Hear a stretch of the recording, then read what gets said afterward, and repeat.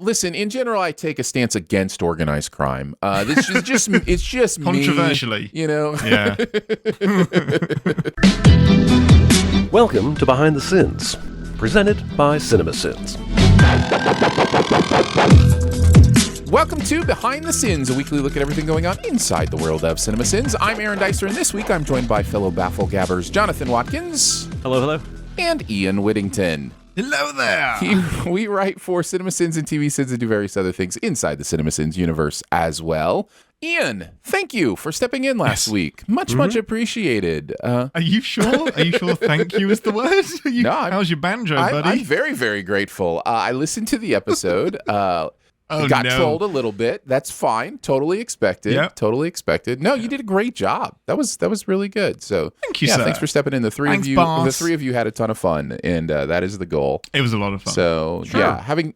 John's like, okay, yeah, I guess it was fun. Nope, I did not. Nope, this was terrible. I hated it so much. Ian and Danae are fire. Should not be allowed to record together. I also want to mention, Ian, you are on 28 hours of no sleep. Yeah, and I just ran out of coffee. I just finished it. The second you were like, okay, let's go, let's start recording. Welcome to BT. Oh no, no coffee. Basically, Ian was hanging out here just a while ago, and then decided to do some time travel. And go forward in time, I think, headed that direction. No, that's back. No, that's forward in time. No, yeah, I went forward in time. Yeah, so I'm on hour 27 of a 33 time hour day. Yeah, exactly. Exactly that. It is so broken. So it's fantastic. So all I'm saying this show's going to be good. Yes, that's exactly what I'm saying. Just expect the most amazing show ever, and let's get right into it. We'll kick it off with the SinSide Scoop. What's he building in there? I've got a secret. Pay no attention to that man behind the curtain. This is a true story. We're going to take a look at the videos from the week, the process of sending them, how we felt about the stuff we are sending in general. Kicking it off in commercial sins, this is an Ian Whittington script. Optimum Movie Night is the name of whatever this is. I've never heard of this before. Is this an internet company? Oh, goodness. That's me. I was going to say again, Americans, please describe to me the brand, but I'm glad you don't know what it is either. I mean, someone had to recommend this. I mean, that's why that's typically why we do pick the commercials. I had never seen this before. I've never heard of Optimum. Maybe it's not something offered and worldwide. I mean, nationwide. I don't know. They have gig speed. They have gig speed. They have the technology. Yeah, don't all internets have gig? Are you being funny? I am confused. No.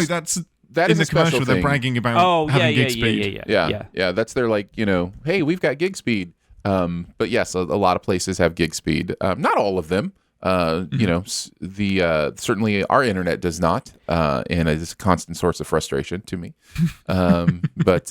But yeah. So, but of all the internets I've heard of, I've never heard of Optimum. Yeah, it looks like it's just a nationwide thing. You can just, well, it's interesting because there's all these like random ones, that pop up that are not like. I mean, we've got the big ones, Xfinity, Google, AT&T, right? Those are probably your three main ones. Maybe I don't know. Comcast. Isn't there like a Warner Brothers Media or something? Well, Comcast and Xfinity are the same thing, but that's right. Yeah. But there might be a Time Warner, something like that. I don't know. But anyways, this just seems to be one of those that's trying to get you to get internet a little cheaper. Yeah. So, but I'd never heard of it. Yeah. Well, I hadn't either. And what a mind flip of a commercial. Like, I don't even know. I can't even figure out what the commercial's really trying to tell you. Like, I don't know. Ian, you wrote this. Tell us your thoughts. Like, both about, just kind of watching this commercial and then also the process of sending in some of your favorite stuff. I want to say, though, I did go back and watch the commercial after because I was like, I don't understand this. So I actually watched the commercial and I still don't understand it. Still don't understand it. Yeah. This was, I watched the commercial before I did any research on what the hell it was. I just watched it and I was like, I don't need to do any research. There's enough material here. Let's get going. Yeah. Yeah, so I just assumed it's like one of these internet companies, but either somebody put this commercial together in 2.5 minutes or 2.5 years. They either spent not enough time on it or way, way too much time on it and over-engineered it. I don't know why they went the animated inanimate object route. I don't know why there's a Steel Panther parody in. I mean, topical. That like, blew how my current mind. Is that? Like that is, it's Steel Python. It's absolutely a Steel Panther reference, which has nothing to do with the internet or technology. They could have just paid $5 more and gotten Steel Panther, probably. What is I'm Steel sure Panther they're free. doing? Yeah. What could they? How did you price them out of the market? This will surprise no one. I didn't even know Steel Panther was a real band. I don't think I've ever heard that band name before. They're kind of like I think they're the Lonely supposed, Island of hair metal. I think they're supposed to be taken. I mean, I think they do. Like, from what I understand, I'm not a fan, but fans of that do say that they kind of cover that area, kind of like Spinal Tap or something, where not only are they funny, but they're also actually pretty talented as well. So it kind of like 100%. Yeah. Absolutely. So they're definitely a parody band that occasionally dips into like some proper hair metal music as well. But I might like that then. I found them back in no, you wouldn't. In 2010 when I was at uni. I had a friend that introduced them to me. And no, I'm not going to tell you any of the titles of the songs that I first listened to, but they're not for child's ears. They are not for the faint of heart. There are some. They make Lonely Island look like the Beatles. Sometimes. Oh, it's adult. So it's adult hard content. Stuff. It really it's almost too is. adult for me. Like I'm like, I can't listen to this. I need to cover my ears. Yeah, absolutely. But genuinely talented. Like, yeah, they are. They're very musically, talented. Really good. And I remember saying to my friend, why would you focus this talent onto such a niche little area? But anyway, enough about Steel Panther and back to the commercial. I'll let you guys talk about the sins, but the only one I wanted to pull out is there's just a sentence which might be the most poetic thing I've ever written about a plastic carrier bag. And it would, look, if the commercial is going to arbitrarily grant this inanimate object with the gift of sentience, I have no choice but to balance that gift with the burden of reality. I enjoyed that. That's beautiful. I like how you called it a decapitated, or would you say like a decapitated dog or a scalp dog or something? Yeah, why is this decapitated head of a dog? Yeah. And then the next subtitle is decapitated head of a dog mug. Yes. Yeah. Yeah, that's what it calls it. I found this a baffling commercial in a hilarious script. This was really fun. The two that I will bring out, this is the main one for me. So I'll start here. Why are they not eating this food?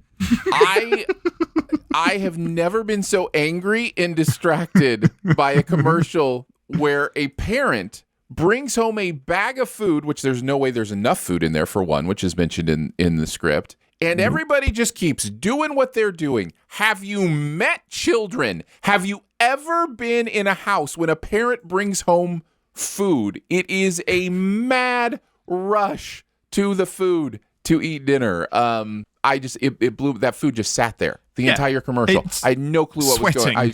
I could not see past it. I was just like, what? Why is everybody so calm? There's food in the room. It's time to eat. Anyways, that was my big thing.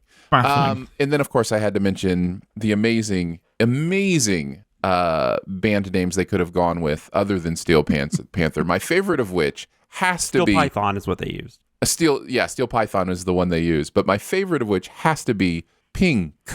Pink is just chef's kiss. Just chef's kiss. I had the pleasure of being in the next room the first time Aaron heard that, and he just went, oh, it's so good. Yep. I was like, you all right in there, buddy? Funny. Yeah, it was good. Jonathan, what about you? You guys talked about the ones I wrote down, except for the only one I had hipsters. I always think that's funny because I live right outside of Nashville, so I see hipsters a lot. Record players, man. I've got one, but still, hipsters. They do exist. All right, let's move into TV sins. Kick it off with Peaky Blinders. Watkins Whittikins. It's a Whittikins script. There's a wee-wah. It's a wee-wah. In fact, we've got 2 TV wee-wahs on the script. TV wee-wah? Yeah. We've got double wee-wah going on today. So, Peaky Blinders, the title of the episode is Episode 1. Thank you, Peaky Blinders, for getting so wonderfully creative with your episode titles. You might have been able to stream that on your Optimum internet bundle. It's true. It's possible. It's true. I Googled them, and apparently right now, if you sign up for Optimum, you get HBO Max for free. So wow. Okay. I mean, how are people not rushing there? We would like to be advertisers for you, Optimum, and we can. If you'll send us some of those dog mugs, that's all we need in payment. Yes. Nope, not me. You don't want a sentient dog head mug? Absolutely. I don't even want the unsentient one. It reminds me of, this is the total bunny trail, but that's okay. We do that sometimes. But I was trying to remember the name of the TV show that was canceled after like 5 or 6 episodes. I loved it. It was one of those Fox cancellations. I can't remember what it's called, but it was about a woman who like worked in like a store that had like knickknacks, like a touristy kind of knickknack store, and the knickknacks started talking to her and like would tell her things about her life and the life of people around her. And now I'm gonna have to look that up. Was it Wonder Falls? Is that Wonder what it Falls? was? That's it. Yeah. Because it's the guy. I can't think of his name all of a sudden, but it's the same guy who did like Hannibal, Brian Fuller. Yeah, it was Fuller. Yeah. Fox just loves actually everyone loves canceling Fuller shows, that don't they? show. It's so quirky and fun, and then it was just like, nope, bye. To be Nobody's fair, watching. sometimes he leaves his shows too. Like he's notorious for just being like, but he comes up with some interesting. He also had he had a really cool Munsters reboot that they finally aired the pilot because it never went to series, and they aired the pilot like one Halloween season. And it was so good. Jerry O'Connell was like Herman. It was It was really good. Pushing Daisies? Pushing Daisies was as well? Pushing Daisies was great. And Hannibal was the one that actually lasted a few seasons, and that's the one I couldn't really get into. So. Me either. I love that so much, but I don't want to like it. It's gross. It was too disturbing for me. Just like even like it's him, really disturbing. Even him like just cooking food disturbed. Yeah. You know the way they did. Yeah. Oh, anyway, sorry, we're getting off on a track. Yeah. No. Yeah, I told you it was a bunny trail. disturbing. I knew we were heading down a bunny trail, but the decapitated dog head mug reminded me of Wonder Falls. Yeah, that would have been that would have been a character in Wonder Falls for sure. Yeah. Anyhow, so yes, we are actually on Peaky Blinders. Jonathan, why don't you kick us off with some of your thoughts of the process and the show and all that? I had never seen this. This is just not my type of show. I don't typically watch like crime family shows. Like that's just not really a thing. I have seen a decent amount of The Sopranos, but that's about as much as I've watched. I don't know, crime family shows. If I'm gonna watch, I mean, I do like some like mob movies and stuff, but I don't know. It just doesn't really strike my fancy. I know Ian actually kept watching it though, so clearly he'll have something different to say about it. But I will say, even though it doesn't interest me, I mean, like it's a really well done, you know, I would guess that for people that do enjoy those kinds of shows, it's a good one. Because I mean, it's very well done. It's very well acted. There was one scene I definitely wish I had not seen where they kind of did like, I don't remember if he's walking by the alley or what, but they kind of show what's going on in the alley. And there's some kid stuff that was just not pleasant. That kind of threw me off a little bit. Do you know what I'm talking about, Ian? Yeah, I didn't realize it was that overt, but yeah. I mean, it looked like, and maybe that wasn't even a kid. It looked like a kid to me. I don't know. It just seemed a little like, it just kind of caught me off guard. And I was like, oh. Yeah. But you know, I love, is it Cillian Murphy? Yeah. Love him, man. He's unreal. Still one of my favorite Batman villains. And all the acting in this is quite good. You've got you got Jurassic Park guy, you got Sam Neill doing his thing. And it was a really interesting show to send because we don't really send too many shows like this. Like we've done Sopranos, but it was just kind of nice doing something that wasn't just Marvel or Star Wars. You know, I mean, it was just something different. And so I enjoyed that. And we had some really interesting comments on it too, like people that really, really love the show and were fine with what we did. They were like, you know, I wanted to be mad, but it was fun. You know, that kind of thing. As far as the sins, I wrote this, but just anytime I hear Red Right Hand, I always think of Scream. So I just thought it was kind of funny to say, you know, sending them for having the nerve to use a song that existed before Scream. Yeah. Which is fine. Yeah, But I love that the narrator is such a troll about it. Yeah, exactly. The sin that ends, I hate being exposited over without consent. I just thought that was great. And then because it took me because I think I did leave it in, or maybe I even questioned it or something. I can't remember what it was, but I guess they are now Tommy guns. Like, confused Yeah, I had that one down too. Yeah. For a while, and then I was like, oh, then it just kind of hit me. So yeah, but good stuff. Good stuff.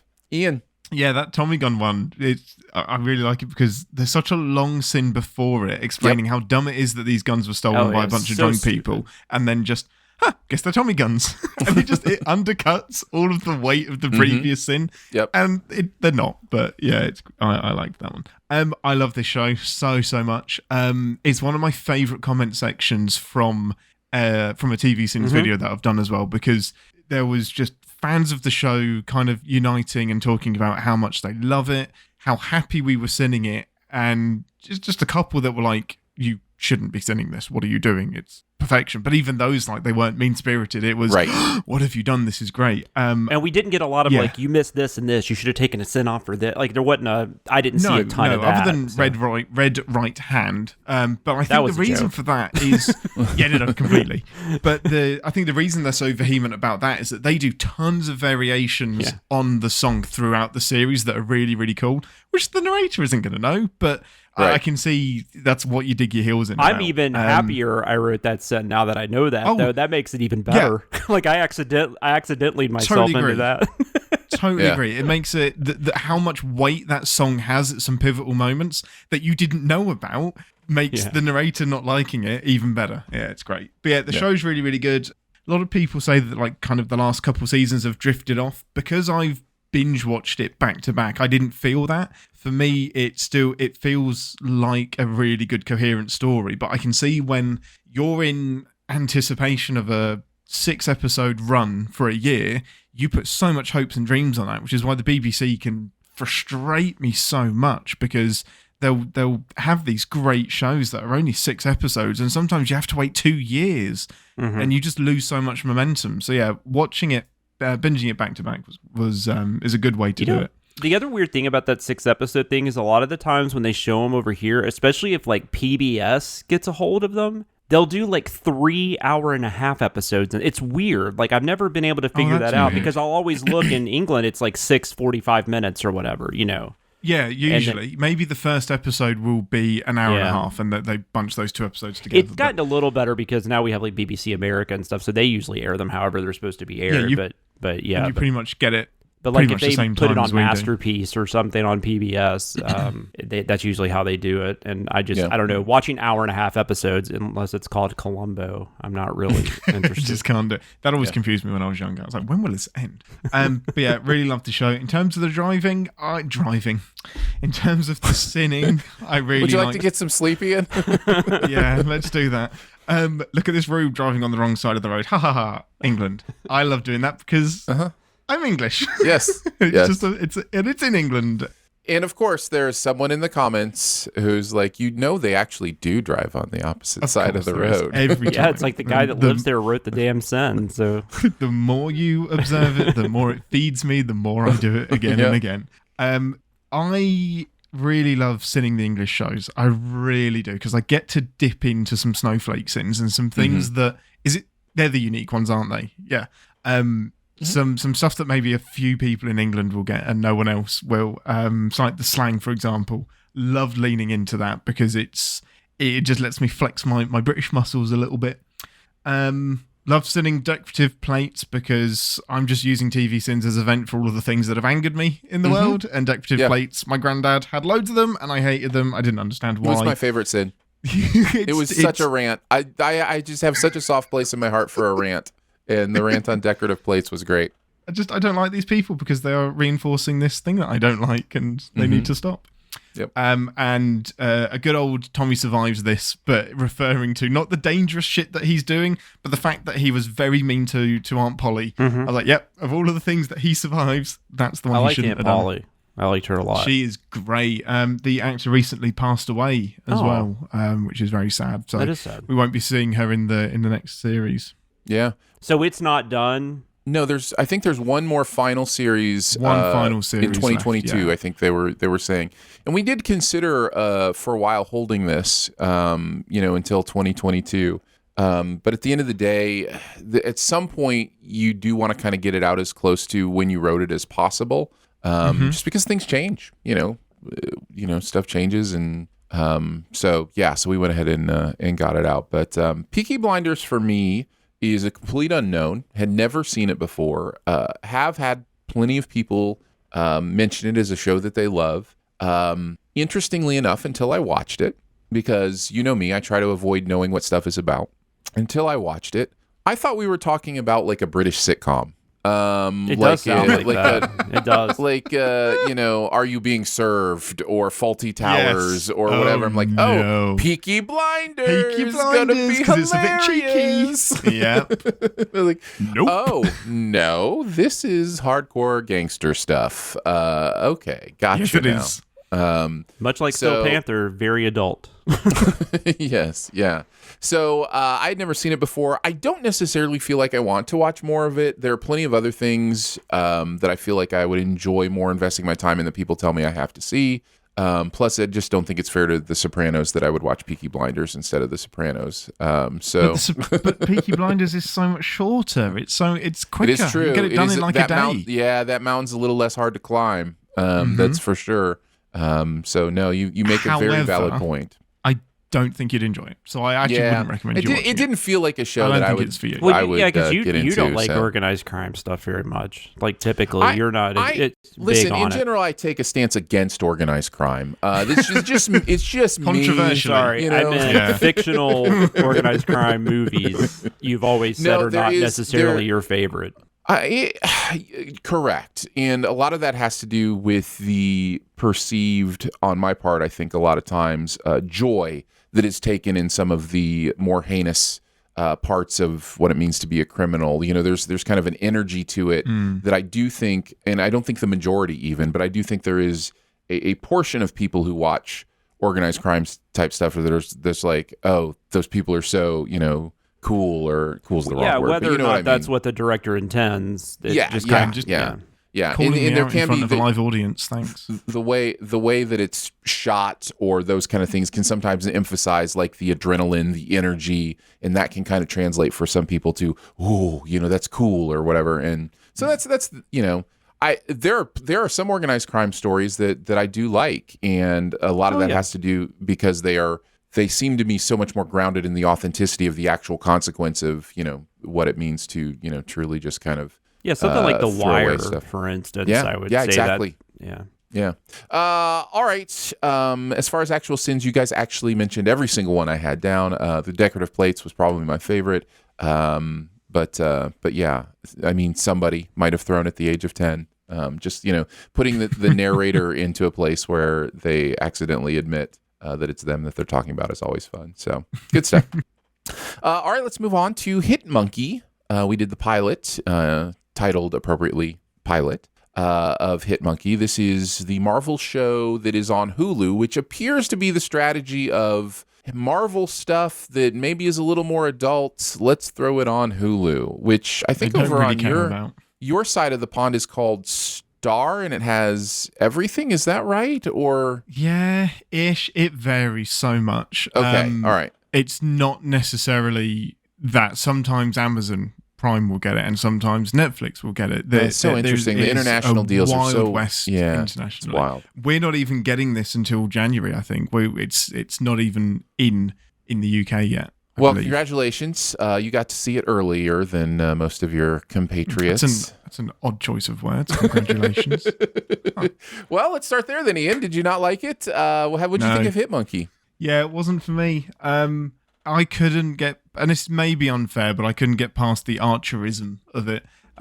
It feels like so much Archer, but less tongue-in-cheek, less funny, less clever with its jokes. Didn't somebody say in the comments it was there's an animator or something that also does Archer. I could be wrong about that. There is an Archer connection. Yeah, there there's is some definitely- sort of Archer, Which, actual once Archer I heard connection. that, I'm like, yeah, that makes it, because I thought the same thing. That makes sense. Couldn't unsee that, and that's fine if you're adding something and you're as funny or you're getting there, and it's unfair to judge it after one episode. I probably will watch a couple more, because if it does turn into something a bit more intelligent and witty like Archer, then I'll definitely be invested. But the story itself doesn't do much for me. I think it's a bit silly, the hit monkey assassin thing. I don't like the idea of just sticking a machine gun in a monkey's hand, and now he's just killing assassins because assassins killed his family, but he's guided by an assassin that brought those assassins, which leads me on to like my biggest sin of the entire episode was when Mr. Sudeikis, I can't even remember his character's name, is, we're going to get the assholes that did this. I was like, you, sir, you are the asshole that did this. Yeah. You brought this It's hell Bryce, upon by the way. The monkey. Bryce, thank you. Yeah. You brought this hell down upon them. Like, what the heck are you talking about? And why is this monkey now suddenly invested in avenging Bryce and his family and the connection that they get at the end? It was so easy to pull this one apart.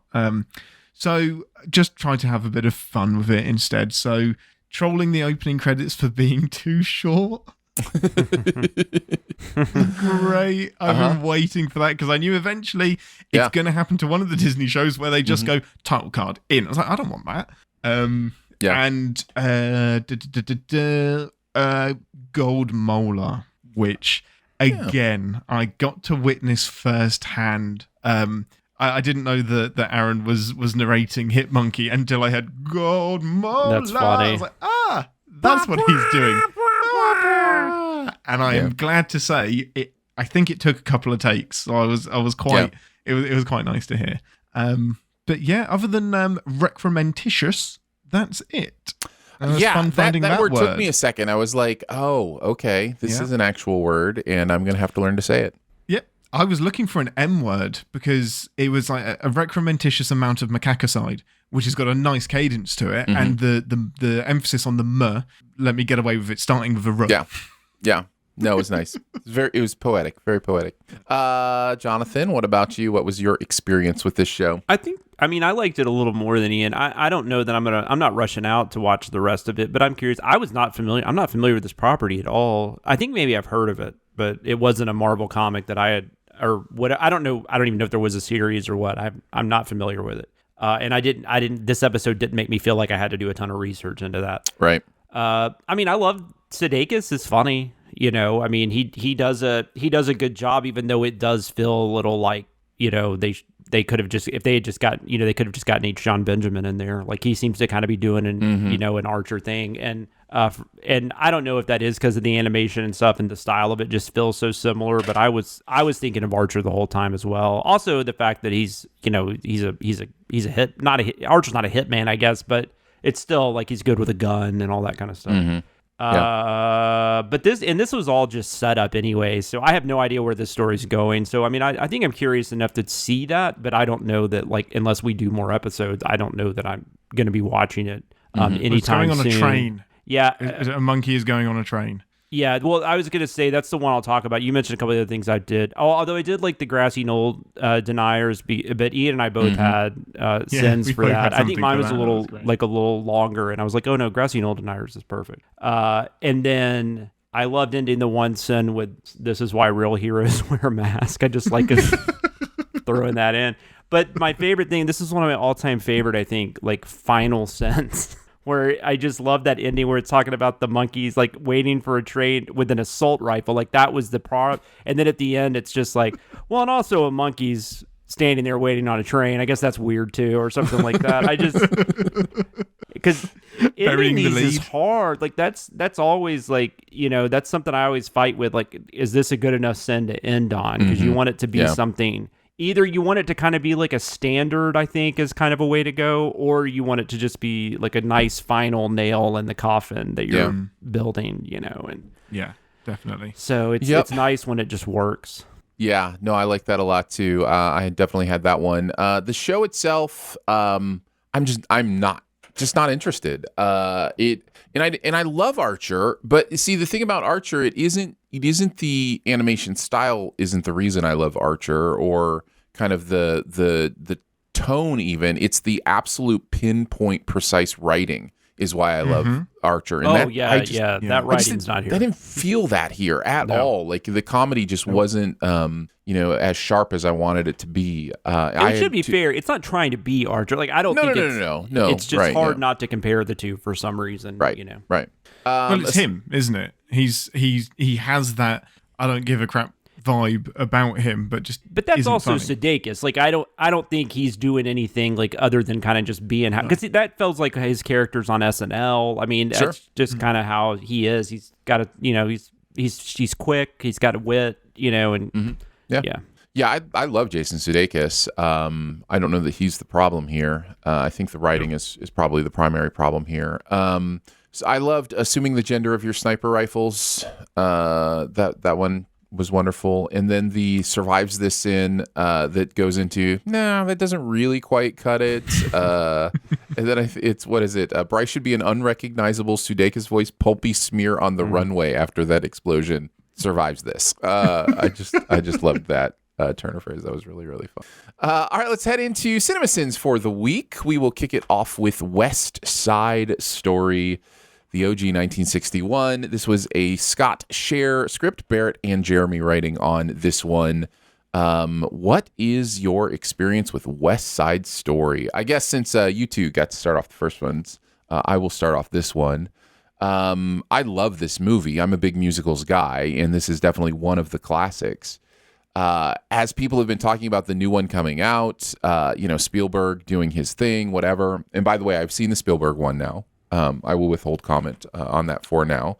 But yeah, it is out. I think it's out. It's out, right? Last night. Yeah, it's come out. I mean, I'll say I liked it. In fact, I'll say I liked it a lot. But yeah, so can you sing that you liked it a lot?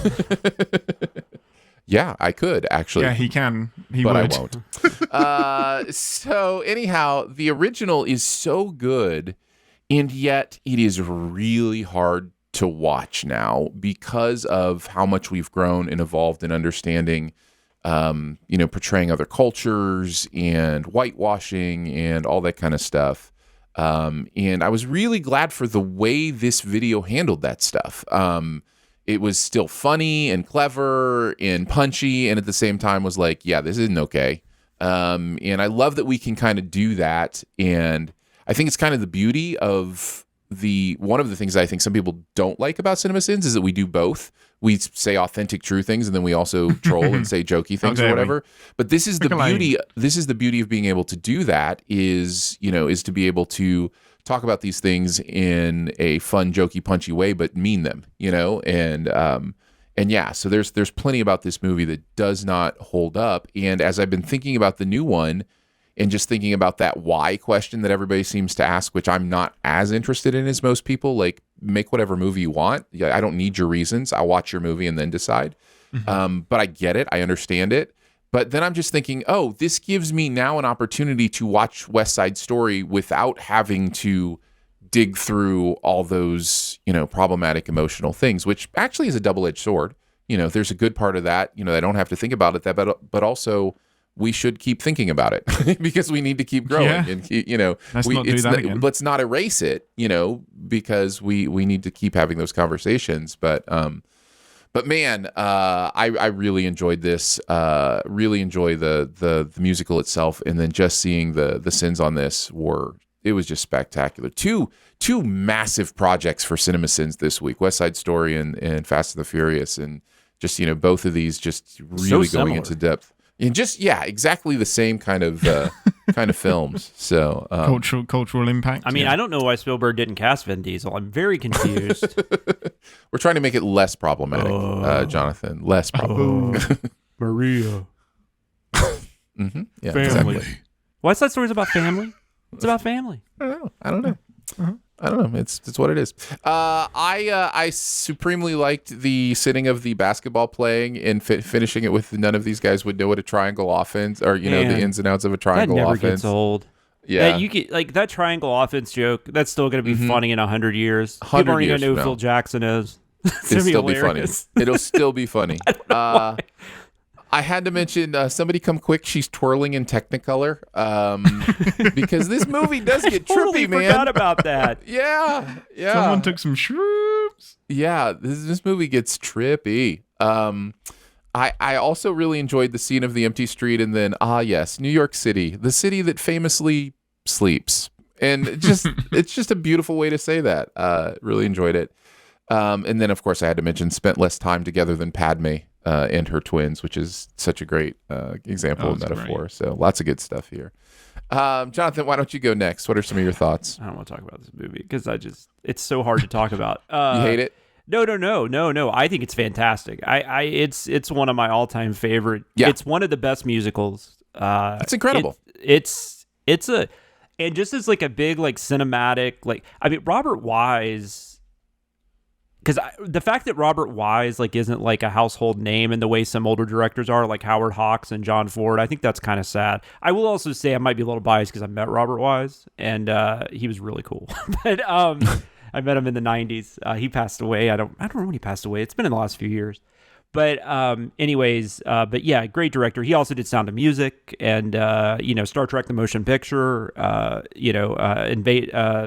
Did he do Invasion of the Body Snatchers? No, that was Don Siegel. He did some Day the Earth Stood Still, maybe. I don't know. Anyways, Robert Wise is a hell of a director. He can do like big spectacles as well as anybody, and that's on display here. It is problematic as hell, obviously, and it's really weird. That's what I'm saying. It's hard to talk about because it is so good. And like I listened to a podcast recently where, like in the last year, where they were ranking Natalie Wood films. Mm-hmm. And this was number one. And what was said was, because like it's really like it's always problematic. But like you watch something like Breakfast at Tiffany's and you see Mickey Rooney come in as the Asian guy, he's so bad. Mm-hmm. And so it almost makes it in a weird way like easier to be like, yeah, terrible. Like why even then were they thinking this was good? Right. But Natalie Wood is so good in this movie. Mm-hmm. I mean, like, she's amazing. It might be her best but she shouldn't be playing the part. I mean, exactly. Like, that's both things can be it's true. Both things can be that's true. What I'm trying to say. Both things can be true because it might be her best role. Like, it's performance. I mean, she's had a lot of great performances, though. So, but she's amazing. I mean, she just completely knocks you off your feet watching this. But at the same time, it's a really weird movie to watch in 2021. Mm-hmm. I'm interested in seeing the Spielberg one. I wasn't as interested until this last week when everybody's kind of like giving, not necessarily everybody's saying it's great, but it feels like astonishing piece of cinema, if nothing else. It really is. And I've heard a lot of things about, Spielberg, that Spike Lee thing got me really excited. Spike Lee just kept saying, boom, boom. Cinematography, boom. Production, boom. Sound, key grip, boom. As far as the sends, this was very funny. The Run the Jewels thing. I want, if I could ever be there for a recording, I would have loved to have seen that put together. That was, God, that was amazing. Playing sports while wearing jeans was also part of the basketball thing that I thought was really funny. Like you said, the way they kind of addressed it, where it was just like, I'm going to add 30 sins and we'll just say it's for this makeup. That was good. It's great. Perfect. And then doing the George Costanza, I was in the pool. When the line in the movie is 1 inch. How much can 1 inch do? Yeah. But anyways, yeah. It seemed like this would be a very daunting movie to send. So, and who did you say? I'm sorry, who wrote on this one? This was Barrett and Jeremy on this one. So they did an excellent job because this was one I wasn't like upset I wasn't assigned to, just because it would just, it's hard with the music, which I know you guys experienced recently with Rocky Horror Picture Show. And in we talked about that one, right? I didn't just give that away. Yeah, we have. Yeah. And anyways, but yeah, no, this was really well done. So, Ian. Yeah, I have mad respect for sending films where you can't use the music and they're musicals because that shit's hard. Sure is. It's difficult without saying, hey, this just happened. I'm about to sin it. Listen to me sin it. Mm-hmm. I'm sinning it right now. Yeah, it's tricky, but they did a brilliant job. Totally echo your thoughts of there is so much taking it to task for how pooped upon a lot of the female characters are. The miscasting, the makeup, the really bad, inappropriate makeup. I have never seen this film. I am so glad I have never seen this film. This Sins video did nothing to make me think, yeah, I need to watch that. Maybe if I'd watched it when I was younger, it's not. You can just listen to the soundtrack. You're not as aware of it. I just listen to the soundtrack. That's probably better. Music's great. Just watch the less problematic Spielberg version. Well, yeah, that's a good idea too. I would blame West Side Story and Grease specifically on my dislike of musicals up until super, super recently. So Grease, I'm not going to say I was forced to watch Grease many times when I was younger, mainly because I had a childhood friend that loved it. So it was kind of the thing that they always had on in the background when we were there. No, I'm in the same boat as you. That's kind of how I ended up watching it a ton when I was a kid. Just despite, and it felt like every damn high school production was a version of Grease as well. So I've seen is so the damn hilarious thing. Considering the message of that movie. How fucked up it is. Yes, not something 9-year-olds should be doing. Yeah, it's really weird all. when you see like a 13-year-old acting out like, I just got an abortion or what. I don't remember if they take that out. Well, they probably take that out of the play, but probably take that bit out. But even that Tell Me More, like I vividly remember, or like my wait, did I say that wrong? She thinks she's pregnant. She finds out she's not. So maybe I'm thinking of something else. I guess I'm thinking of another thing. Yeah, I wasn't sure what you were referencing, but yeah. But there is a thing about teenage pregnancy, and even though Stalker Channing's like 37 or something, but she's not 37. But either way, it's the opening songs about Tell Me More, Tell Me More. Yeah. Like, did you get very far? Did she put up a fight? The line is, did she put up a fight? Like that's hideous. Yeah. It's even if anyway, all of that. Oh, it is hideous. But once again, both can be true. The music in Grease is really good. Yeah, that's true. But I lumped that into the same bucket as West Side Story because this friend also really liked West Side Story, but for some reason that wasn't the one that was on movie. Yeah, it is. Well, it is. I will never find out. Well, but you'll see the story when you watch Spielberg, so you'll know. It's just that's more fair. interesting. That's fair. But the crux of that story was I chucked it in the same bucket regardless because I just liked it, and I think that coloured my vision of musicals for the times to come. But yeah, loved this Sins video. I loved how it took it to task for all of the right things. Narrator singing "Picture This, I'm a Bag of Dicks" I was like, please be a lyric in one of the actual songs. I love that so No, that's much. Run the Jewels. That's what I was talking about. Run the Jewels. Yeah, that's the song Run the Jewels. Yeah, I didn't know recently it was in like 2 trailers at once, like a couple years ago. Like it was in like Booksmart and I don't remember the other one, but it was The Boys. It was the kid from Wonder. It was like Bad Good Kids or something like that, or I don't know. Yeah, I remember. And then sometimes you would see movie. those trailers back to back because they were both coming out like around the same time, and then you would hear that "Picture this, I'm a bag of dicks." It was just very funny. Anyways. Well, that was my first exposure to it. It's a great song, hilarious. by the way. It is an outstanding song. I'm now going to listen to it, yeah. but it will always be in Jeremy's voice fantastically. When is it Riff? And he's like, hey, you're going to make me look like a chump, or you're going to make me look like a fibber or something. So you shouldn't have fucking lied then, fuckface. Yeah. Really punchy Sins. It's so good.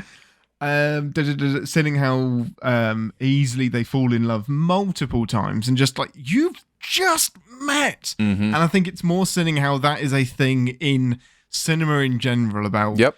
We send it big time in The Heights, too. In The Heights is the same way, yeah.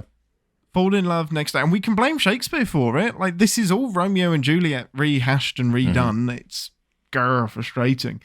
And that was it, I think. Yeah, no, I liked it. Yeah. Good stuff. I will also mention real quick, well, just so Ian knows, but more so I don't think people think I'm an idiot, because I do keep saying Run the Jewels. I do know Run the Jewels is the band, Don't Speak is the song, and it's DJ Shadow, I think, is who's credited with the song, but it's DJ Shadow featuring Run the Jewels. But yeah, no, you should definitely listen to that song. It's amazing. I will. Yeah. I will. All right, let's move into F9, the Fast Saga. This is based in a universe of movies called, I think, Fast and Furious. I believe we've seen some of the previous movies in this series. Is it called Fast 9 or is it called F9? Is it actually called F9? Okay. It's literally called F9. It's literally one of your keys on your keyboard as a movie. So yeah, it is F9, the Fast Saga. This was the OG team, Chris and Jeremy. Atkinson Scott writing on this one. Yeah, let's talk about Fast and the Furious. Let's do it. Let's do that. Let's can go do ahead this. and talk about Fast and Furious. Ian, why don't you kick us off? Like, what's been your experience with the Fast Chise? Jonathan, why don't you kick us off? I will say this. No, go ahead. I've seen 3 of them. Like I saw the first one, Too Fast, Too Furious, Tokyo Drift, and it lost me.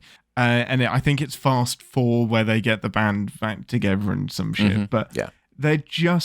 aren't these movies supposed to be about cars? I thought, and they're not. Well, they kind of They're turned Mission into Impossible heist movies. right? So, okay.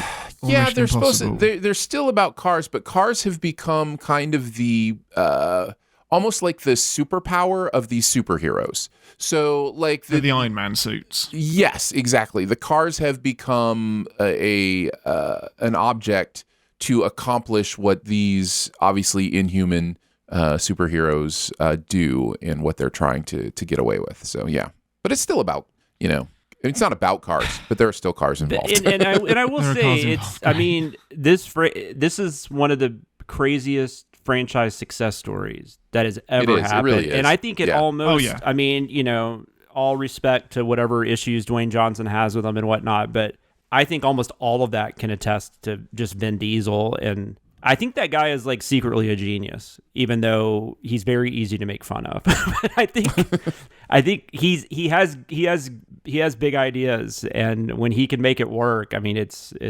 kind of insane how well it does for him, and what life it's given him. Yeah. Anyways, sorry. Yeah. Ian. No, you're fine. I actually really like Vin Diesel. I do too. Mainly because of his Pitch Black stuff. Oh yeah, I think the Riddick movies are other than great. Chronicles of Riddick sucks, but the 2 standalone Riddick movies are great. Sorry, I like for me. Chronicles. I don't love it, but I enjoy it. It's very watchable. I don't hate it. Yeah.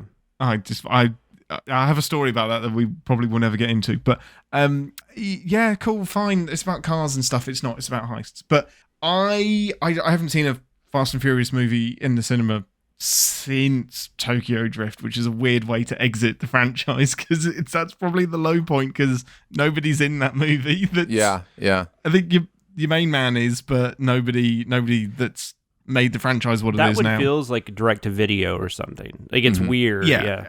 Yeah, it feels like it really should be. When you talk about this being such a weird and amazing franchise success story, that Tokyo Drift is the crux of this story because Tokyo Drift should, by all accounts, have been the death of this franchise.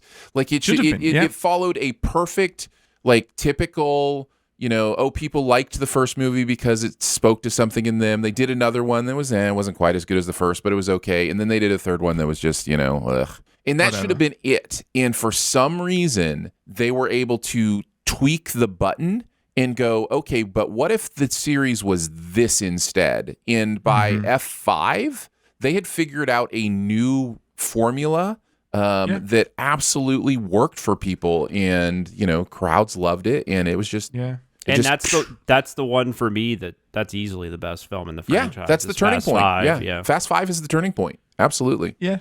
And I'm not going to take it away from anybody. I can see why they're entertaining. I can see why people go and see it because it's now just I'm going to go to the cinema, eat some popcorn, and have a good time with this. And absolutely. It's the definition of switch your brain off, which I know we don't really like, but it's, do it and enjoy it. But my God, just from the Sins video, this is infuriating. It's Fast and Furious. They survive this. It almost feels stupid us sinning it because it's so obvious that they can't survive this, that they must know it. Like, they know that this is a bullshit. Yeah. But I think the way that the only reaction you can have is to go, 100% over the top with the way that we sinned it. So I think the way that Chris and Jeremy handled it was perfect. Breaking the video, breaking the sin counter, a trillion sins. You've just got to be as ridiculous with the amount of sinning that you're doing. Yep. What did I like sin-wise? Talking to my aunt is my least favourite thing to do next to scratching my balls with a steak knife. Where did that come from? Yeah. Why? Yeah. Hopefully not. What's Hopefully this not on? a real experience. I hope not. That was really disturbing because I've gone high-pitched. The biggest what the fuck moment that I couldn't believe was in the movie was the bridge that gives out, and yet the truck keeps going. Well, but And the after bridge that, keeps Vin falling. Diesel Tarzan's over the gap. Yeah, Like, and then it gets picked up by a fucking jet. Uh-huh. Yeah. What are Yeah. you doing? Like, no. stop Listen, throwing this things is at the this wall. Stop this it. is this franchise now. It's just people sitting in a room going, "What ridiculous thing can we do with cars?" Like, Yeah. it's amazing. So they go to space Yes. because of course they go to space. Of course Why they not? So I have a little insider story for this. One of my good friends worked previously for Universal doing the UK marketing, and he did the campaign for Fast 6, I believe, Fast 6 or 7. And the running joke during that production is that it's only a matter of time until they go to space. I was like, no, surely not. So he texted me and was just like, yep. But called that's it. why they did it. That's why they did it. They heard those jokes Because- and they were like, "We'll do it. We We'll do it. got We'll no go to shame." space. Yeah. Why not? Misnaming John Cena as Batista was just such I a had casual that. little burn. It's great. Yeah. And she's in a glass case of exposition was beautiful. That's lovely. It's good stuff. Yeah, great video. It's, awe of Chris and Jeremy when they team up. Yeah, it's good stuff. That's the class. That's the special sauce right there, man. That's Coke Classic. Jonathan, what do you got? So I've seen the first 8 films before this. I had not seen this. I don't remember. I'm kind of like Aaron. Like, I've liked some and I've not liked some, but I've never just fully hated one until now. I watched this yesterday because I figured I'm gonna watch this eventually, and I'd rather watch it before I watch the Sins video. So I went ahead and watched it. This is terrible. Like, this is like, I don't know. I don't know how anyone, in a weird way, even though it's like insanely expensive and over the top, it's really lazy. Like, it's in a way, like, which is really weird for this franchise. And I don't know if it's just, I think also, interestingly enough, and I think I started seeing this with the last one, which I didn't like that much either, but it was fine compared to this. But I think Paul Walker helped this franchise a lot more than anyone knew. I think you almost kind of need him as an anchor with Vin Diesel. I think them together, it definitely sells the family aspect a lot better, which that does get old after a while. Like, you just, and to the point now, it's almost cartoonish. And I think they know it's funny. And I think they know it's silly. And just like you said, just can't help themselves. John Cena is like, he's in a different movie. I don't know what movie he's in. I think it's like, He's terrible in this movie. I think He it's is like terrible in this movie. I think it's like an espionage. Like, he thinks he's in a serious espionage movie or something. I really don't know. I'm not a huge Cena. Like, I like John Cena the person. Like, he seems like a cool guy. But like, I don't know about him as an actor, especially as a leading actor. Like, I know he's come into movies and he's stolen some scenes, like in Trainwreck and that one with Amy Poehler and it was Amy Poehler and Tina Fey, where they're like throwing a party at their parents' house or something. He's like comes in as The cock blocked or blockers? No, that was a it wasn't different one. Blockers. That was different. This was yeah, was something Mom. Was it Mama? Was it the? No, that was Baby Mama. That's a different wasn't one. Baby This is Mama? like Sisters or something like that. That's what it was. Sisters, not Mamas. Yeah. But he like comes Great in. He's got a title. really funny scene where he's like a drug dealer. I don't know, but he's like good in those. But like, I don't know, just him as like a lead. Like, he really got on my nerves in Suicide Squad too. Although he's much better in that than he is in this. But this movie's just, it's insane. Like, it's crazy how bad it is. Like, it feels like somebody came in and tried to make like a Fast and Furious ripoff movie, like, and put in all the wrong things that they think fans like. But it does look like people still kind of like this. Like it actually had. When I went on Letterboxd, I was surprised to see how many favorable reviews. I was very happy to see Aaron's star rating because I thought I was going to have to listen to him like defend this movie. But yeah, no, it's awful. Do not see it. Do not watch it if you haven't watched it yet. There's no reason. Don't feel like you have to be a completist. Just move along. Maybe they'll figure it out on the next one. Probably not, but maybe. I loved the Eat My Ass to the 10th Power, followed up by also Why Do People Like This? Which was super Jeremy and Chris, because I don't think they like any of these. The line in the movie, "Careful's when you get hurt, the Senna's philosophy of half the drivers in Nashville" makes its way into the movie. I felt that big time. I put the Bautista thing. Oh my God, my favorite though was John Cena is pretty good at comedy. Oh, it's that pause afterwards where it just hangs. Yes. It is brutal. It is a brutal sin, and it's so good because it's so true. The part where Cena's driving all dramatically, and it says Cena has been sad driving, probably thinking about the sequences from the first 3 Rocky movies. This was just so funny. Like, just... Yeah. Oh my God. Oh, and then that stinger that makes absolutely no sense. And then I love the, holy shit, Han's alive.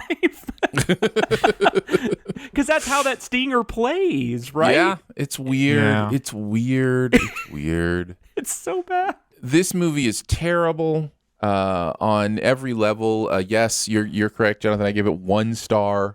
Me too. I wrote on my Letterboxd review, in my mind I see a group of writers in a room taking turns saying, you know what would be cool, and then saying things that were, as it turns out, not actually all that cool. And then I said, this movie is terrible, sign someone who loves the other Fast movies. And that's kind of what's so weird about this is I will defend pretty much anything after Fast 5 up until this. Like, I have things I like about those movies and think are interesting if you go into them with a certain type of mindset. And by the way, there are many movie goers, I don't blame them, who just aren't willing to go into a movie with that mindset. And I totally get that. If it's, it's not for you, it's not for you. But I can find have usually been able to find a sweet space, a sweet spot with the Fast movies where I can put myself in a certain mindset and just have a lot of fun. And I couldn't do it with this one. It's just a terrible movie. Like, it's just so distracting. You mentioned like it almost becomes like a parody of itself in many ways, which this franchise already was kind of doing correctly, but this one is you know what it reminds me of? It reminds me of, what was the Bond parody that was terrible? Was it Austin Powers? No, Austin Powers is great. Casino Royale. Wasn't there Casino Royale? Oh, like in the 60s. Yeah, in the 60s. Yeah, there was a Casino Royale that was a parody of Bond movies, and it was like, what if we did a parody of Bond, but we forgot to put any humor in it? And it's not funny. that's kind of like, what if we did the thing we're doing with Fast movies, but we forgot actually to make it interesting and exciting? And that's what I feel like is going on here. It's officially Tarzan the Canyon, which is the new Jump the Shark. And there's Nice. funny, and there's like there's so much plot. I forgot to talk about that too. Like, because they introduced this brother character, they have to have like all this stuff talked about, because we have to, and oh God, it's just like that's something I never worry about with the Fast and Furious film, that I'm going to come out of it going, there's too much plot, but oh my God, this movie is just plotted so horribly. Just from the video, it felt like that with the device that's the Achilles device that's going to nuke some people. Mm-hmm. That was like that felt like a leftover, like somebody came up with that idea for a Bond movie and they were like, no, that's stupid, and then somebody used it in the Fast and Furious movie instead. That would also be a great review for this movie. No. The only one you guys didn't mention that I wanted to mention was, it was pretty early on in the script, and it's just this long rant about how it took 9 movies for us to get a flashback that we should have seen like in the second movie or whatever, and then just the way it ends, where it's like what is it? By Fast 10, it'll be revealed that Little Dom and Little Brian went to preschool together and used to raise big wheels for nickels during recess, and also they'll be related by blood, which Dom finds out when when his long-lost real dad shows up, and also Dom will have 3 arms now, but it'll never be explained or acknowledged, and he'll just use his third arm to constantly hold a Corona. I mean, come on, guys. That is just so good. Oh, it's just precious. I just want to put it in a box and keep it on a shelf. That's just beautiful stuff. We should publish it somewhere so that it's on the internet forever. That's a good idea. We should think about doing that. Let's do that. Let's do that instead. All right. Well, hopefully, unfortunately, that will not finish the Fast and Furious saga, but it will finish our SinSide Scoop. What? Oh wait, has it been greenlit already? Oh, it's been there's a while. 2 more There's coming. 2 or 3 left. I can't remember. Yeah. Apparently, Ian, they have a what's called plan that they are doing. You wouldn't know it by the movies, but No, Jonathan said something interesting. They have 2 or 3 left. I was like, what arbitrary bullshit is that? Like, well, you get to that. Do they think they're going to run out? No. 3? You get to that last movie, and you have to divide it into 2. So maybe that's it's just 2. how it works. Yeah, maybe it's 2. I feel They like will Cardi pull that B's shit. not done. I feel like Cardi B is coming back, and her team of models. And Cardi B's in this movie, by the way. I think they should they should divide the final movie into 2 movies, and part 1 should just be called Fast, and part 2 should be called Furious. Nice. So and then together they will be. That'd the be Fast great and if they Furious. just said Fast and Furious, Deathly Hallows, Part 1. Don't put it past them. Don't put it. I past do them. want. I wish they would do like at this point. I would actually be curious of like a Fast and Furious Transformers or a Fast and Furious Jurassic Fast Park. Farmers. Yeah, Something like Nice. Universal just combining this stuff would be. it why could not? happen. It Why could not? happen. It absolutely could happen. It wouldn't be like it couldn't be dumber than No, F9. Can't get dumber. Yeah, no, totally. All right, on that happy note, let's move into keeping tabs. The internet is a communications tool used the world over where people can come together to bitch about movies and share pornography with one another. Oh, jeez. This is the most public yet of my many humiliations. We're going to talk about some other stuff from putting together the week's content. I didn't write on anything this week. I was lazy, apparently, this week. So I'll leave it up to you guys. Nothing new there.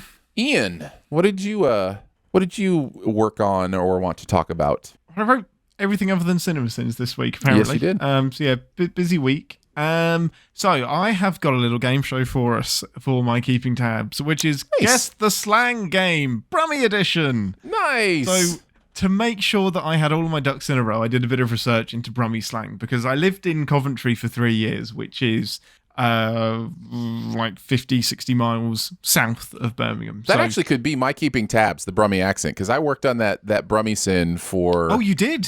for a Yeah. while. And I think I did I forgot okay. to bring that up. I think I You did okay. amazingly Okay, on the delivery of that. good. Really, really, really good. I loved it. So I'm going to say the phrase and you're going to see if you can guess what it means, what the Ooh, slang is. okay. And I've picked some that don't require geographical knowledge because some of them was just like, this street name, that's why we call Right. it that. Like, you're not going to get that. So up first, Aggin. Aggin? Aggin apostrophe. Aggin. So are you going to use these in a sentence Yeah, or I is that might too give it much? away. Does that give it away too much? I'll take a guess before the sentence. Okay, no, if you want. Okay, yeah, go on. I have got it in a sentence. Yeah. Aggin sounds to me like a verb, like something you would do, like agging. And I'm going to say it's like trolling. It's like, trying to get under someone's skin, No, but Okay. you are. I think you're along the right lines. Okay. So, you could say, quit your agging or quit agging. Get on with it. It's complaining or moaning. Okay. Yeah, it kind of had So that feel to it. aggravating, Yeah, aggravating, yeah. agging. You've been a bit aggy. Yeah. Yeah. Okay. Jonathan, Cobb. I'm sorry. I'm supposed to guess what this really means, like what this would Yes. mean English, Yes. Yeah. or I mean in America, I American guess. English. Thank you. Yeah. Cobb. C-O-B. Well, here that would make me think of corn, but I doubt that's what it is. It is a noun. Is it? I don't know. No, that's stupid. Is it like a stick? No. Like a it's weapon? not. No. I'm gonna guess street. It's a street. Nope. Okay. It is a bread roll. A cob. A cob. So you're having a cob with your dinner. We This have is a great restaurant one. around here that throws cobs at you. Yes, you absolutely do. Yeah. Cob chuckers. We call them cob chuckers. Oh, that sounds like something else entirely. Council pop. Cob lobbers. Sorry, there it is. Cob lobbers. Cob lovers, nice, much better, much better. You wouldn't have been happy if you hadn't got to that. Council pop. What is that referring to? Council pop? Council pop, as in a city council. and then the word pop afterwards. So council pop. That is a law. I don't know. I have no clue. But nice. It is directly linked to the council. Yeah. Jonathan, It's not obscure. Oh, I looked it up because I thought you were just guessing. It's tap water. Oh, okay. It's tap water. Jonathan, you are not understanding this game. You've lost it already. No, I didn't think I was going to get to answer, so I was just curious what it was. There you go. I'm going to give you the answer. That's the point of the game. He couldn't wait. He had to Google. We've got 2 more. Wooden Hills. So wait, tap water? Is that what it was? Tap water? Tap water, council pop. Council it's pop. Okay. Pops supplied by the council. I did water. think drink when you said pop, but I wasn't thinking water. Yeah. Wooden Hills. You can get to this. Wooden Hills. Is it like well, that doesn't. I don't know. What it made me think of was that D12 song "Purple Pills," but I don't think it's drugs. No, it's not. It's not copy rhyming slang for purple pills. Yeah, song that came out 100 years after this slang was used. Wooden Hills. No. Sorry. You would really struggle with Wooden Hills if you were on purple pills. Hills. How about high-heeled shoes? No, but nice. Okay. Nope. I have no idea. Stairs. Okay. All right. Wooden Hills. Stairs. Yeah. And the last one, because it's my favourite, and it's one that I use or used to use quite a bit, and it's mither or mithering. Mithering. And I will use it in a sentence. I think. No, let me. Okay. No, go on. Mithering is when you can't decide between two things. Nope. Oh, no. All right. Nice though. I can see it. Mm-hmm. Stop mithering me, or I'm not mithered. Bothered. Correct. Yeah. Nice. Stop bothering me. Stop pestering me. Stop getting on with me. It's like kind of like agging. Mm-hmm. Yes. So I don't know if that was a successful game or not. As 50% of the players I had fun because I love it. words, but somebody did correctly in the chat point out that agging is just taking the N off of nagging. Correct. Which is exactly the same thing. Yeah. That end was apparently too much bother for the Brummies. Yes, that was my keeping tabs. Nice. Jonathan, what do you got? Well, I had this thing. The only thing I really looked up was when I was doing research on Peaky Blinders, I came across the racketeering. They used the word racketeering, and there's even a sin we do where that phrase, even if it was used, wasn't coined until about 6 years after that took place. And then also that's really more of an American term. Not that they wouldn't use it in England, but it kind of started as an American term. But since we talked about something else earlier, I thought the more fun thing would be to talk about Steel Panther titles. So I'm gonna give Aaron some Steel Panther song titles. These are supposedly their best songs. I just looked up a list. So I'll start off small. We'll go Weenie Ride. That's one. I just can't. I'm trying to figure out what that might be about, but continue on. 17 Girls in a Row. Okay. Yeah. It's obviously about a sports team of some sort. Oh wow, Chad Kroeger co-wrote this from Nickelback fame. It Won't Suck Itself. Yeah. Okay. Yeah. Okay. Yep. I'm getting a theme from this band. These are back to back on this list. Stripper Girl is one, and Asian Hooker is. Okay. Yeah. So Stripper Girl, I actually remember some of the lyrics too. So there's Stripper Girl, Heaven Sent, Pay My Phone Bill, Pay My Rent. Nice. Up All Night on Crystal Meth. Yes. Glory Hole, which I think that's one I've actually heard. Glory Hole is a great song. That's like one of the more popular ones. Poontang Boomerang. That sounds right up Aaron's alley with the wordplay. I mean, it's up somebody's alley. That is, yeah. Mm-hmm. Yes. And the craziest one, my favorite, is Fucking My Heart in the Ass. I can see why everybody was like, Aaron, I'm not sure this band is for you. Please don't. Like, there's Party Like Tomorrow is the End of the world. Sure. The Burden of Being Wonderful. Party All Day. Hey, Google, play some Steel Panther. I'm glad I have my headphones on. All I want to do is fuck, and then in parentheses, myself tonight. Nice. So, yeah. There you go. So there you go. They're great. That's beautiful. Let's quickly head into the comment section.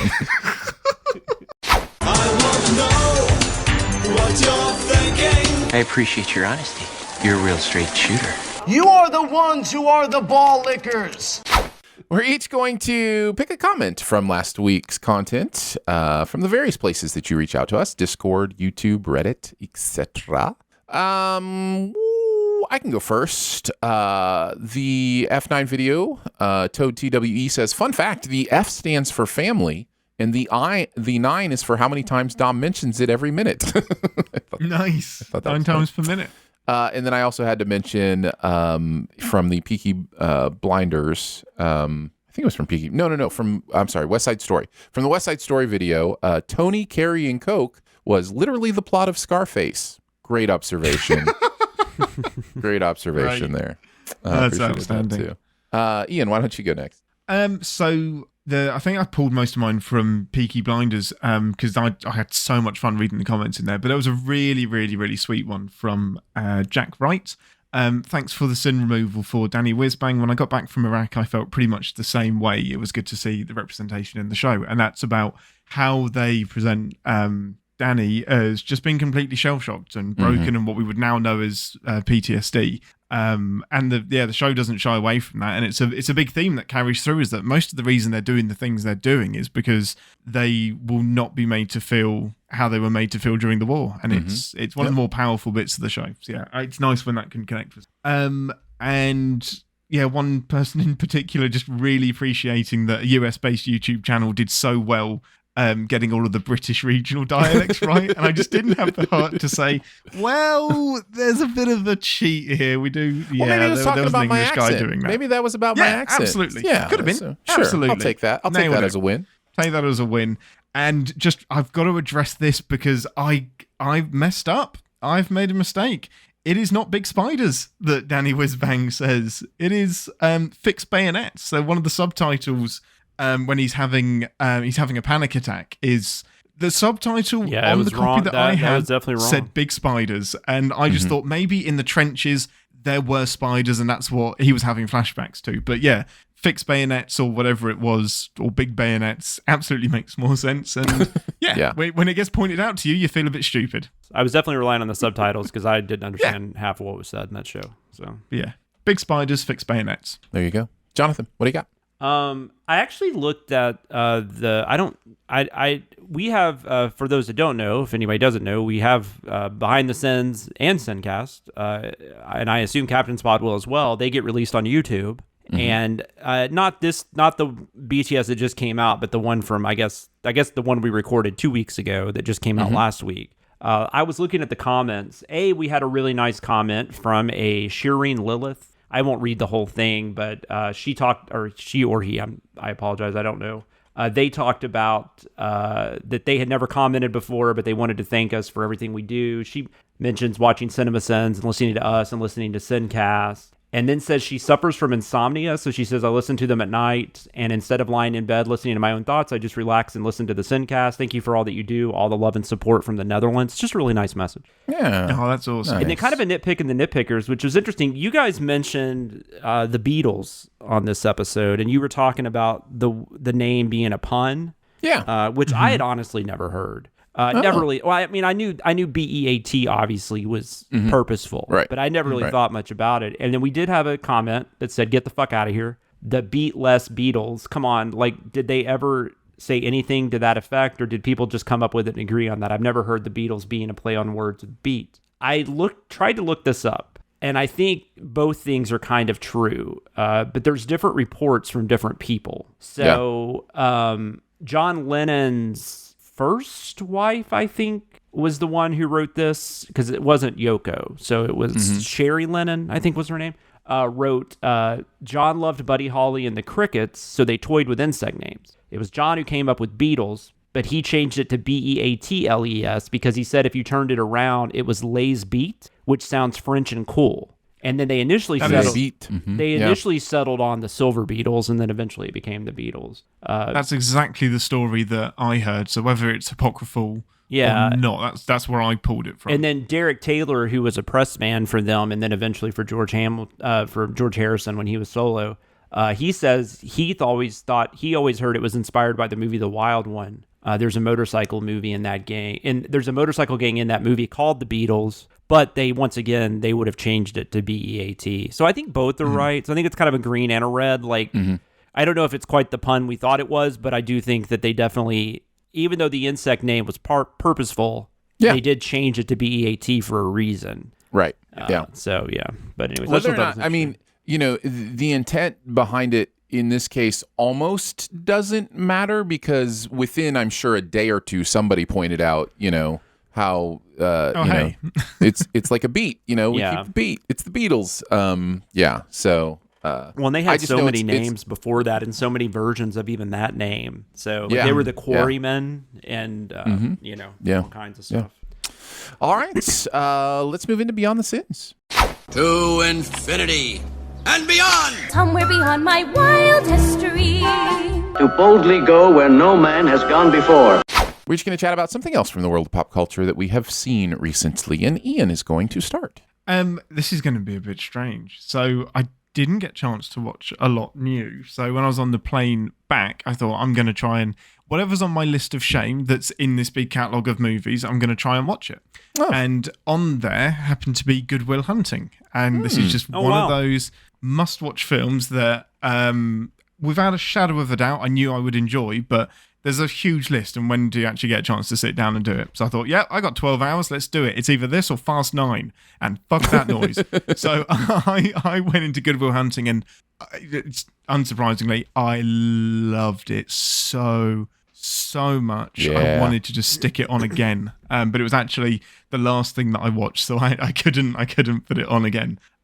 It's incredible. I think it's my favourite Matt Damon performance. It could be my favourite Robin Williams performance just because it's so focused and still funny. He still has comedic lines in it.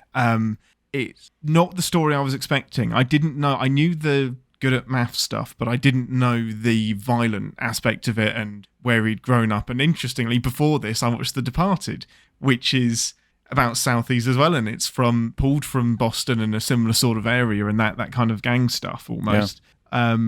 But yeah, loved it. If you haven't watched Good Will Hunting like I hadn't, I highly, highly recommend you go and watch it. Well, how about them apples? Yeah, Jeremy calls this movie Little Masshole Good at Math. Yes! So, yeah. That's perfect. And it's a really good movie. I think it's a really, really, really good movie. There's something that always holds me back from being like, I love it. It's one of my favorites, but I adore it. It's just a really entertaining film, and it's really well done. It's well written, and it was really nice to see them write another script this year with Last Duel. And I would argue that they definitely still have it. Man, yeah, Last Duel, flying way too far under the radar for my taste. That movie is actually really good. Well, I did Sip Pop, and I even said like I was on the lighter side of at that point. I think I kind of love it now. Yeah, I know. It's weird because it's weird doing a review right after you see a movie. Yeah, anyways, totally. Good Will Hunting is available on STARZ for streaming. Nice. And airplane, long-haul airplane and airplanes everywhere. Yeah, American Airlines ding.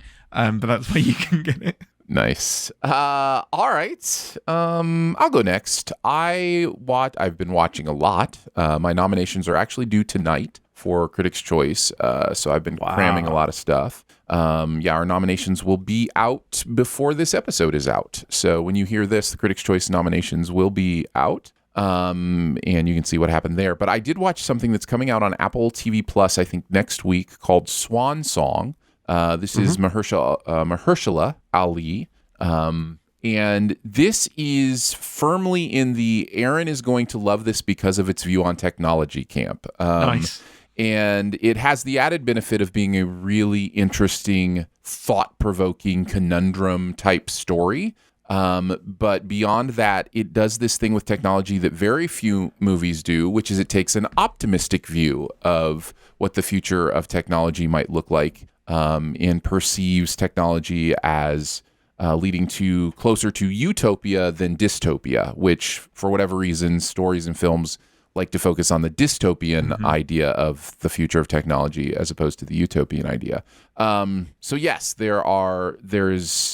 reminded me a lot of Her in that the technology feels very real and feels like, oh, this is definitely where that could head. The self-driving cars were amazing in this and felt right. There's technology that has to do with contact lenses that I think is absolutely something that could happen in the near future. So there's a lot of that cool kind of tech stuff where you're just like, oh, that looks like somebody actually is, living 20 years from now and doing that thing.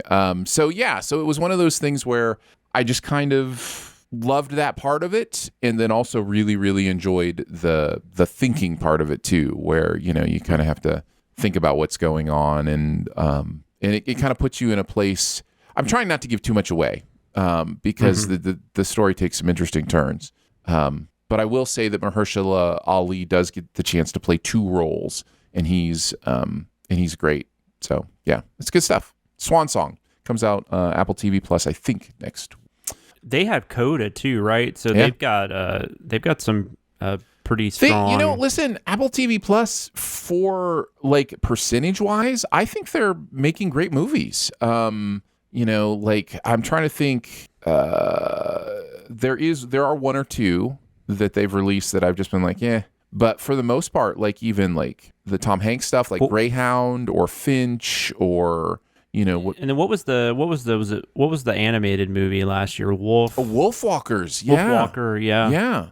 So like I've actually been really, really impressed with the Apple TV Plus movie lineup. There's a lot of great stuff. More impressed than their TV lineup, and there's actually Ted Lasso's great, but beyond that, and Servant I've enjoyed watching, but. My wife loves Morning Show, which I haven't watched. I watched the Morning Show. It's hard for me to say I love watching Morning Show, but if I start to think about it critically, I'm not sure it's as great as I think it is. That's what I've heard. But I do love watching it. It's fun to watch. Yeah. But yeah, no, Apple TV Plus is putting out some good stuff, and Swan Song I think is another really good movie from them. So, yeah, I need to get on there and just watch some stuff because we have it. We have it because anytime you get like a new Apple device or whatever, you get a year of it for free. Yeah. So we have it right now. So, I always forget about it. So, what do you got, Jonathan? I'll talk about Yellow Jackets. They're not fun to get stung by. It's true. No, it's true. There's the new show on Showtime, which I feel like people are watching this. I've seen quite a few people talking about it and stuff. I was kind of leery. Like I've been thinking about mentioning it the last few weeks, but I've been kind of leery because I don't know where this show is going. So yeah. I don't know how to. Have either of you seen any episodes of it? I've been hearing a lot of, excuse the pun, buzz. But yeah. Again, I'm not convinced I can get it over here yet. Yeah. Yeah, it's on Showtime here. So I don't know what that entails for you over there. I'm going to have a look. But there's 3 or 4 episodes that have already aired. I can't remember. By the time this show airs, there will definitely be 4, but I can't remember if this is the 4th or 5th this week. I'm having a hard time remembering. But it's a show. It's about, in 1996, there's this soccer team of like high school girls. Their plane goes down in the Canadian wilderness, and they are stuck there for 19 months, and then they get rescued. And then what the show does is it also shows us those same people in 2021. So 15 years later or whatever in their lives and what their lives are doing now. And it definitely does let you know kind of early on some of the things that definitely went on when they were on the island or in the wilderness. They're not on an island. I keep saying that because of Lost, but they're in the wilderness. But it kind of tells you get some ideas of stuff that's going on and how certain characters factored in, but there's always like just kind of like something like Lost, new mysteries pop up every episode. So I don't know where this is going. I don't even really know completely. Chris and I were, because I know Chris is watching it, and we were trying to figure out if it was just going to be a mini-series. But then I did read on Wikipedia it was pitched as 5 seasons. Oh, so wow. I don't know if that's really happening. Oof. But it's 10 episodes. So, I mean, it's Showtime. Yeah. 8 or 10 episodes, whatever it is. So still not a ton of episodes if that's the case. But also, if that is the case, I sure as hell hope it gets renewed, which I would assume it would because I think it's doing well. But I really dig it so far. Like the pilot was kind of like in the vein of Lost in the sense that it was just really good. Like it was like it presents its main mystery really well and its main incident really well, and you just by the end of it you're just like, I have to know what happens. And I didn't write down. I mean, hold on one second. Let me look it up because I did not write down the actors, and I'm having a mind fart. I was looking at this. It says it's also available on Prime Video, but I think that's just the first episode. I think the first episode is free on Prime Video. Well, and sometimes that might also be like if you have the Showtime add-on. The Showtime add-on. Yeah, at the minute, there's no UK date announced yet. Yeah. Gotcha. But it's Christina Ricci is really good in it. Melanie Linsky was who I was trying to think of. Melanie Linsky is really good in this. Like I've always liked her. I've liked her since she was in Heavenly Creatures, Peter Jackson film with Kate Winslet. She was also probably known to a lot of people for being on 2.5 Men, I guess. I don't know. But I really like her. And this is a role that really lets her, she really gets into it. And Christina Ricci, Juliette Lewis. It's got a really nice cast. Like I said, the mystery is just so fascinating. Like, I just have to know what's going on. But this could be one of those where it starts just kind of like, not really moving, like, because they have to have it be so long. But I would assume if they have a plan already, like that is, they have a direction they're going. So hopefully it stays interesting. But for right now, it's must-see TV, in my opinion. Nice. So it's on Sunday nights on Showtime, and then obviously you can catch reruns and stuff on demand. I think and all that stuff. I'm about 2 weeks away from watching television again. It's probably been about 4 weeks since I've watched a single episode of any television. For you, I'm sure. Yeah. So I have the Survivor to finish and Succession to catch up on, and The Challenge, important stuff. Masked Singer. Yes. So that is Yellow Jackets. It is available on Showtime. Swan Song will be available on Apple TV Plus, and Good Will Hunting is available on Starz. That's going to wrap it up for Behind the Scenes this week. Don't forget to make sure you're subscribed and go ahead and leave a comment or rating as well. If you've got anything you want to send us, you can mail it to us. P.O. Box 881, Republic, Missouri 65738. You can also hang out and chat with us on Twitter. I'm at Aaron Dicer. He is at Wits End. WHITTSINNED. And at Sam Loomis 13. So for Jonathan Watkins, Ian Whittington, a Cobb Lobber, and myself, we will see you next week. Happy National Chocolate Covered in Anything Day. Thanks for listening. Send any feedback to bts@cinemasins.com, and be sure to subscribe, rate, and comment. Find more ways to connect by visiting cinemasins.com/BTS. It's amazing. I woke up this morning, I walked outside, headed to my workout or whatever, and it was like, do we live in Florida now? Like, it smelled like a Florida morning. There was a guy I was chatting to on the plane, and he had just come back from, he's with the military, and he's just come back from a few years basically in Asia, like country hopping and just being positioned in different places. Yeah. And then he had about a month in Texas, which I think was his home state. And then, so he was in like shorts, t-shirt, and the lady on like the intercom on the plane said, and we will be landing at 6 a.m. and the temperature will be approximately 42 degrees. And he turned to me and started laughing. And I went, what? And he was like, I didn't think they were meant to joke on those announcements. Jonathan, what about you? What's going on in your world, man? Nothing, just I was working, trying to get ahead this week, and then I got a jet after this to lovely Gatlinburg for a cheer competition. Nice. That's kind of. I mean, it's fun for your girl, right? Like, I mean, she's having a blast. Yeah, no, it's fun for her. And it would have been a lot less stressful, but they decided at the last second they were going to have a practice tonight in Knoxville. So it's like, we thought we could just leave at 3 or 4 today. And then 5 days ago, we were like, oh crap, we got to leave at 12. So kids. Yeah. Well, it's not kids. It's it's just cheer can be frustrating because it's always last second stuff. And they change up competitions constantly. I mean, it's crazy. It's stuff just gets dances. She does dance too, but dance is very it's a schedule and they're sticking to it and nothing's changing. Whereas cheer, it's, the next week you can find out, oh, you owe $700 because we're doing blah, blah, blah. And it's kind of not okay. And that's not a joke. That kind of crap happens. It's crazy. So we've decided to gold plate our pom-poms. So you're going to owe us. Well, I mean, that just sounds dangerous. $10,000. When I take her to practice by myself and my wife's not there to watch, a lot of the times, she'll text me, what are they doing? And then she'll be like, film it.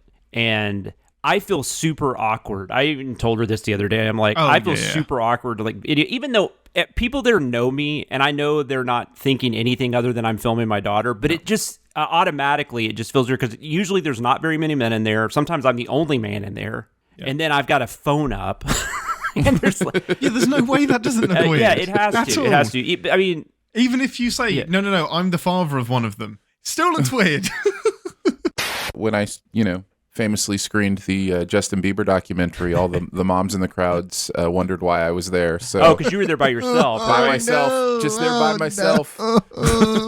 Yeah, no, that's like, I feel bad. I mean, like animated movies, that's never really bothered me, but like that would, I don't, yeah, if I really wanted to see that. It was genuinely weird because it's the whole crowd is just, teenage girls and maybe their parents. And man, I've never received so much side eye as being like a middle-aged man alone. And you look even stranger if you're like, I'm a critic, I swear. Like that even. No.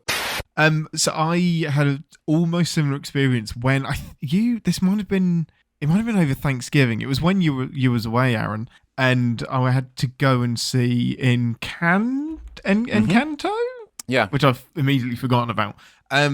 And I thought, I'm going to be nice and I'm going to take Aaron's advice and I'm going to sit way at the back. So like I'm in the corner, not in anyone's way. I can take notes. But then I was just the guy at the back of like a Pixar film with kids everywhere, especially because I didn't really enjoy the film. So as soon as the credits, the credits had barely started and I was up, ow, and it was so obvious that, this is a fully grown man. Yeah, you can feel a little self-conscious for sure. That was hilarious. I thought for a second you had actually taken Danae's dog with you. Tempting. Yeah, there were logistical things that I just couldn't manage. But the will to do so was there, especially since it took him the entire but there's people damn on 3 Twitter weeks to that get used think to you me. did take the dog. Oh really? No, I'm saying there has to be because you put that picture up and you were like, yeah. I took him with me. So I mean. Yeah, I was hoping it was obviously sarcastic. Well, people that know you, but like, I don't know that like, Joe Blow who listens to us, from. Maybe not. I forget that. I forget that there are now people that listen but don't know me. Tried my best this time to put the actual date and time in the post and then realized for some weird reason I put Pacific time, which we've never referenced Pacific time. It's always Central time. It was so close to making it correct. I love it. And we're starting an hour early, so it was just this weird thing. I'm going to get this right eventually. I'm excited that there are people who actually got the news that we would be live at 9:30. Could have been an empty chat. Central Time. Ian is back in the land of Ing. Or Eng. I mean, it's great. I love being here. Josh has 80 to 90 original series novels. That's interesting. That is a lot of novels. That is a lot, Josh. Please do not send me all 90 I guess of those. he means TOS only? I don't know. Okay. Yeah, I think so. And they did a lot. I don't think I've read a TOS novel. I read some Next Generation novels that came out like in the 90s. Like I read Imzadi and I read a couple of the I read a couple of the Q books. And then Deep Space Nine did this thing where they started writing novels that took place after the series ended. I read a couple of those. I stopped reading them probably like early aughts probably was like the last time I read anything. Yeah, they get really, really good after the last film. Oh, I'm sure. They kind of do their own extended universe where all of the books intertwine after Nemesis. And then they had awesome. that. What was do you remember they created a new series? Like they did a series of novels that were just in the novels. It wasn't based on a TV series. Like they created new characters and it was like New Frontier. Oh, there's New Frontier and there's Vanguard as well. New Frontier was the one I read really some good one. of. Yeah. No, that's really good. Let's just completely exclude Aaron from this conversation, as we do every week. We've got a Star Trek podcast on the network now. Yeah. You know, let's I'm part of it. Tune in to Captain's Pod, episode 0, I love live it. now. I genuinely, as much as I have never read a single word of a Star Trek novel, I do love people geeking out about world building and kind of all that kind of stuff. So no, that's the novels are fun. You just have to accept that like nothing's going to happen of consequence because they can't. Right? They can't do canon work. No.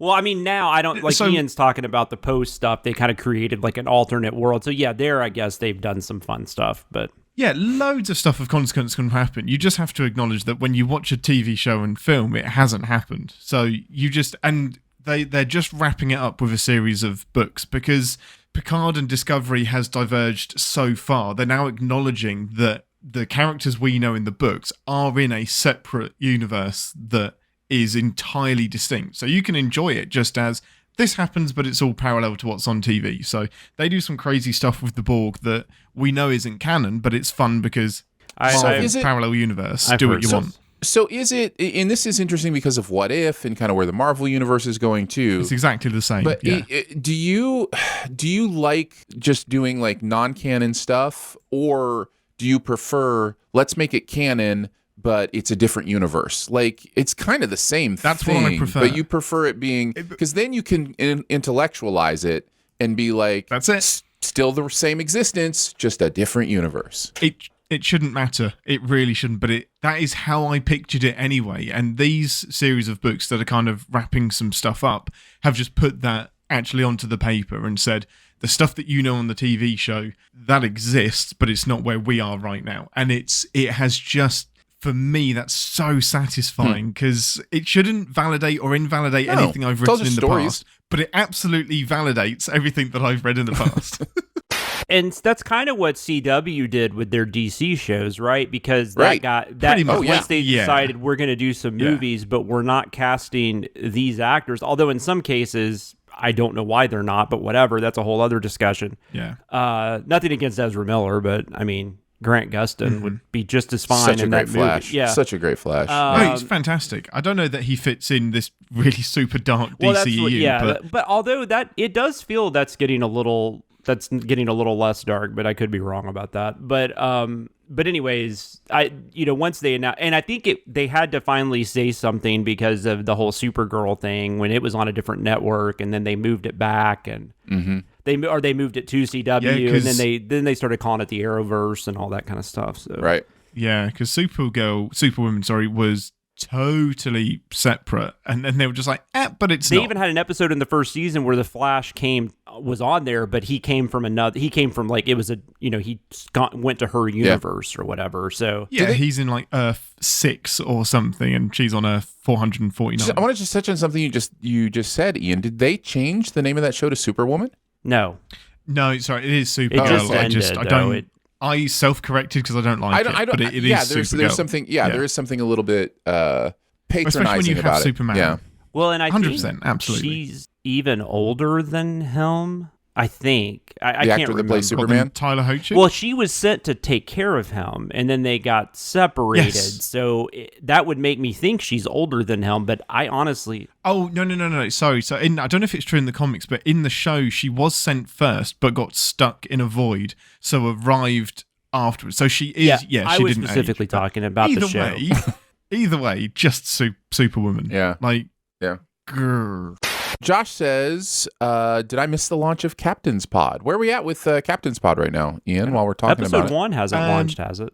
Nope. You haven't missed the launch. All we've done is popped out episode 0, so that kind of gets the feeds populated, and that was a really good exercise because we had loads of messages saying, where is it on Google? Where is it on here? And we've managed to get it to all of the places we think you guys are using. And then episode 1 is going to be landing, I believe, on the 22nd of December. So yeah, episode 1 proper will be the 21st for patrons and Wednesday 22nd for everybody else.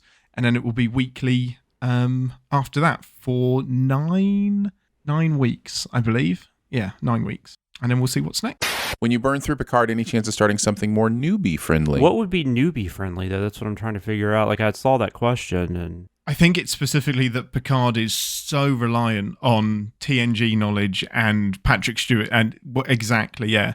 So the answer to that is yes. Good to know.